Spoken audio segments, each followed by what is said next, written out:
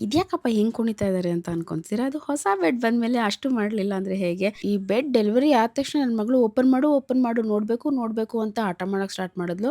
ಅದಕ್ಕೆ ಆಯ್ತು ಅಂತ ಹೇಳಿ ನಾನೇ ಎತ್ಕೊಂಡ್ ಮಾಡ್ದೆ. ಲೈಟ್ ವೇಟ್ ಇರೋದ್ರಿಂದ ಏನು ಕಷ್ಟ ಅನ್ಸಲ್ಲ. ಆರಾಮಾಗಿ ಒಬ್ರೇ ಕ್ಯಾರಿ ಮಾಡಿ ಅದನ್ನ ಹಾಕ್ಬೋದು. ಈ ಹಳೆ ಬೆಡ್ ಕತೆ ಈ ತರ ಆಗಿತ್ತು. ಅದಕ್ಕೆ ಹೊಸ ಬೆಡ್ ತಗೋಬೇಕು ಅಂತ ತುಂಬಾ ದಿನದಿಂದ ಯೋಚನೆ ಮಾಡ್ತಾ ಇದ್ವಿ.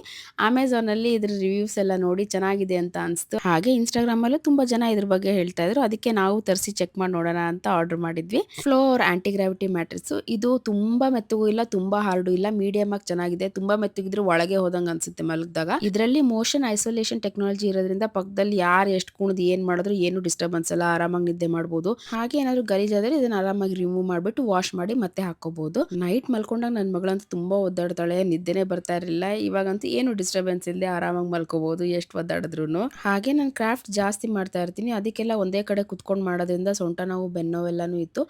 ಇವಾಗ ನಿದ್ದೆ ಚೆನ್ನಾಗ್ ಆಗ್ತಿದೆ, ನೋವೆಲ್ಲನೂ ಸ್ವಲ್ಪ ಕಡಿಮೆ ಆಗಿದೆ ಈ ಬೆಡ್ ಬಂದ್ಮೇಲೆ. ಮತ್ತೆ 100 ನೈಟ್ಸ್ ಫ್ರೀ ಟ್ರಯಲ್ ಇರೋದ್ರಿಂದ ನೀವು ತರಿಸಿ ಚೆಕ್ ಮಾಡಿ ನೋಡ್ಬೋದು ಹೇಗಿದೆ ಅಂತ ಹೇಳಿ.